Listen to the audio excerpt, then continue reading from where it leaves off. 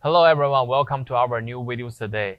I'm going to introduce our new products on my right hand. This is the countertop styling, the pasta cookers. Let me give you the overall dimensions first. It's about like a 22.5 inches wide. And the overall depths, they are about like a 21 inches. And the overall heights include these handlebars. They are about like a 16.5 inches tall. As we can see, the units, they come in with the power switches on front of it and small windows for you to monitoring the fires, and also have a faucet at the front. You can clean the waters from the sections. We can take a look closer to see the inner side.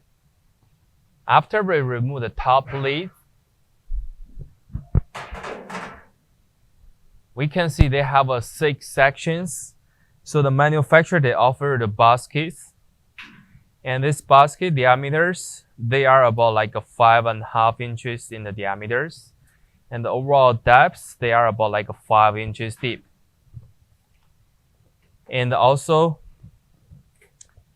this top covers, you can remove it. So you can see they have 3 individual burning zones.